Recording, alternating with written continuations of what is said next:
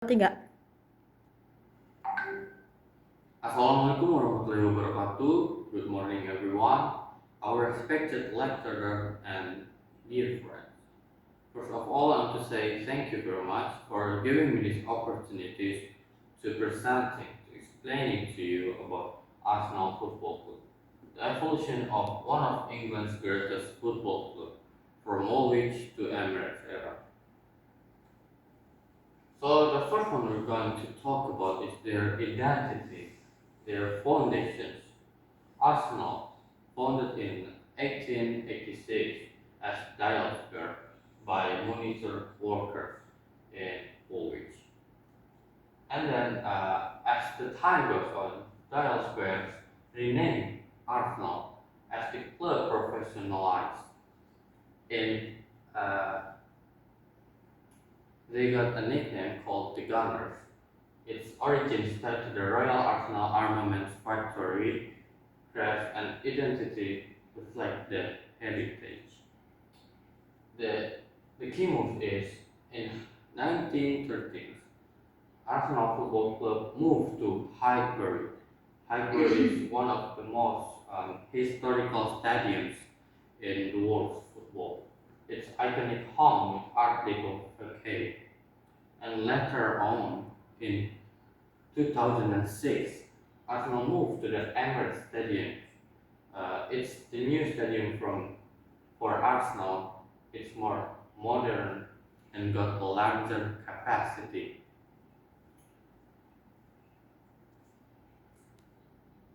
And then we are going to talk about legendary managers.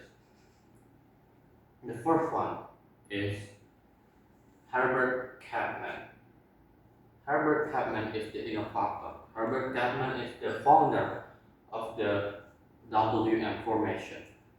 As you can see in here, Haidar improved training structure for Arsenal Football Club and kit, modernized match day organizations and transformed Arsenal into one of the most greatest clubs in history. And then we move to Arsene Wenger. Arsene Wenger arrived in 1996. Arsene brings new things to Arsenal. He revolutionized nutrition, sports science, coaching, and youth development. Arsene delivered fast attacking football and long-term cultural change. Arsene Wenger is right now, you can say he's the best Arsenal coach of all time, but now we move to our manager. Right now is Michael Arteta. He's the current manager of Arsenal Football Club. In current era, tactical modernized focus on positional play. While Arsene Wenger give you Arsene ball because they play really beautiful, Michael Arteta played more simple. They focus on positional play, pressing triggers, and rebuilding with young talent like Bukayo Saka or Ethan Nwaneri, combining identity with a clear roadmap for success for the young player. Now, sorry. Now we move to the Invincible era. Invincible era is one of the most memorable and historical moment in Arsenal Football Club. It's happening in season 2003. So the Premier League champions without defeat. Arsenal goes through 38 league games without a single lose. They go to 38 league games unbeaten across the season, a benchmark of consistency and collective excellence, while there are no other teams that have ever do this. They got 26 wins, uh, 26 victories that season that dominance across home and away fixtures. They also got 12 draws, and they got one of the high score. They got 73 goals in one season. That's why they can go through invincible era because they got really good attacking. They got Thierry Henry, they got Dennis Bergkamp in attacking, while they got one of the best defenders in the world, like Sol Campbell, Patrick Vieira, and many others. And here we can see the legendary players. Okay, so for the legendary players, we got so many legendary players, but I just gonna put some of them. For example, the first one is Thierry Henry. Is the current top scorer of Arsenal and also current top assister for Arsenal. Thierry Henry is all-time leading scorer. He got pace, technique. He's debatable with one of the greatest player in the Premier League. And the second one is Dennis Bergkamp. Bergkamp is pairing with Thierry Henry in the early 2000 era. He's really good in vision and his technical genius. He got so many assists. So you can say they both Thierry Henry and Dennis Bergkamp is one of the best pairing in football world. Second, the third one is Patrick Vieira, midfield engine and leader. In in the early 2000 era, we got Henry and Bergkamp and so many good players. But the captain, the leader that keep pushing other players is Patrick Vieira. Is good in physicality and is a really good leader. The fourth one is Tony Adams. So we accidentally used the wrong picture. I don't know whose picture is this. Okay, I think we put the wrong picture in there, but it's okay. So Tony Adams is a defender. He's one of, if I'm not mistaken, Tony Adams is the most capped, but sorry, Tony Adams is the most capped player in the Arsenal football club.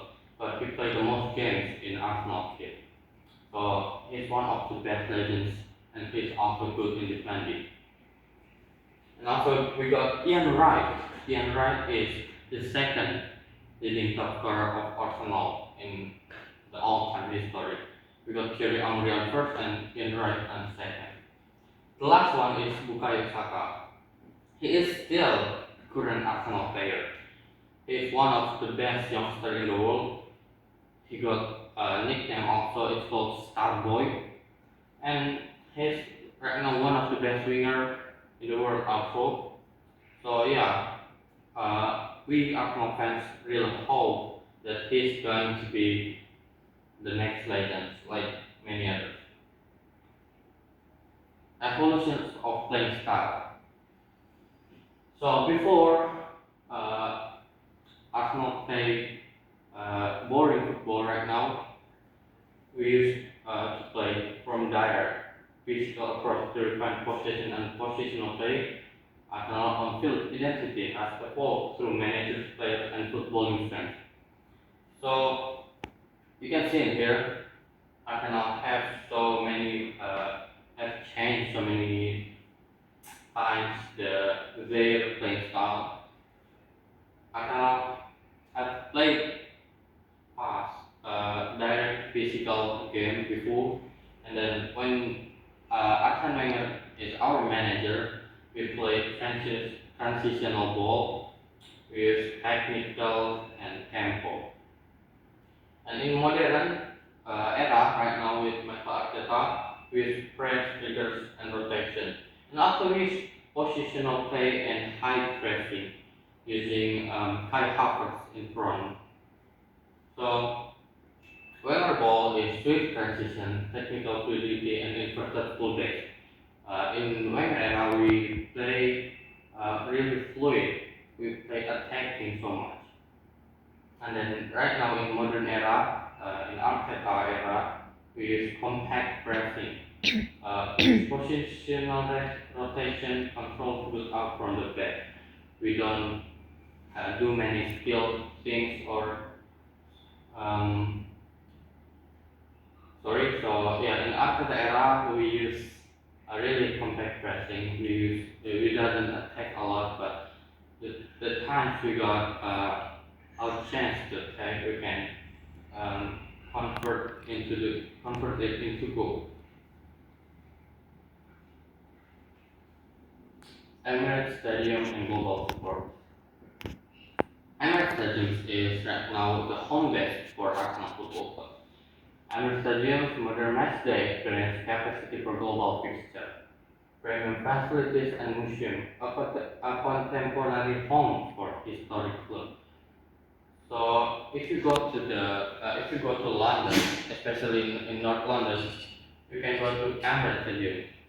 You can do um, tour tour guide around the stadiums. You can see the history. You can see so many trophies that they have won.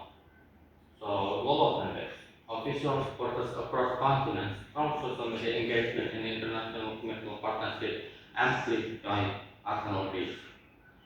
Even though Arsenal is based in North London in UK, but Arsenal got so many fans around the world, especially in Indonesia. For example, myself. So the community and the academy, the health and academy community initiative produce talents like Bukai Saka and strengthen local ties. So yeah, Arsenal got academy football club called the Hell and Hell and introduced so many new young talents. For example, Bukai Saka, like I said before, and the new one is Max Doman, Ethan Nwaneri, even the legend one is Fabregas and uh, Jack Wilshere, if you know. Go to the next slide. Trophies and achievement. In here, we're going to talk about their achievement as a club. You can see here that Arsenal won so many trophies. For example, Premier League titles. Arsenal have won so many Premier League titles. You can see the FA Cups. Arsenal have won 12 FA Cups. Arsenal have won Community Shield 21.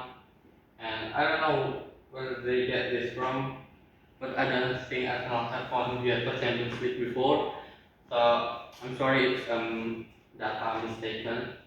So yeah, Arsenal is the Premier League champions so many times, but the most historical ones is in 2003 and 2004 seasons, where they won the Premier League without a single lose, and it's called invincible. Arsenal today and the road ahead. So Arsenal today is one of the greatest club in English football. Arsenal today is one of the greatest club in the world because they just have won the Premier League and they reached the UEFA Champions League final even though they lose to PSG. But I believe Hungary squad led by Bukayo Saka and Martin Odegaard, strengthened by strategic signing like Declan Rice, William Saliba, Michael Arteta's long-term vision focused on sustainable success. Premier League and Champions League ambition are explicit target. So yeah, even though we have won the Premier League this season, I believe we can still win the Premier League again next season. And why not the Champions League? I believe Champions League is gonna be our main target next season because we have never won Champions League and we are really hungry for Champions League. So yeah, in here you can see that youth and development, investment in academic talent to graduate and integrate into the first team. Like I said before, we graduate so many young talents in Haaland, for example, like Max Doman, one of the greatest young talents in the world right now. Tactical vision, clear playing philosophy, match-to-match tactical plans, and data-informed preparation.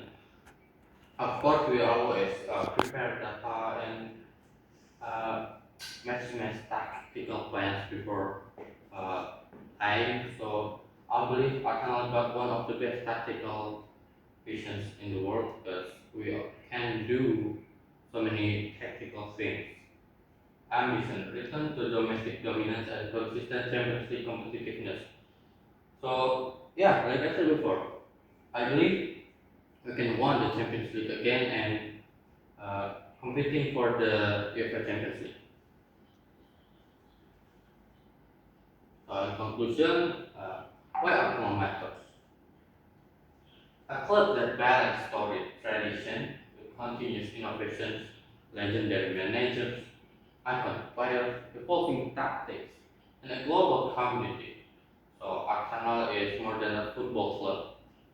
It's a cultural symbol of resilience, artistry, and collective ambitions.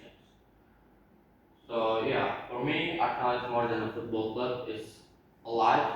It's something that keep pushing me to be a better person because I want to someday, one day, I want to watch Arsenal live in um, London. So yeah, I think that's all for me. I think that's all for my presentation, and thank you very much.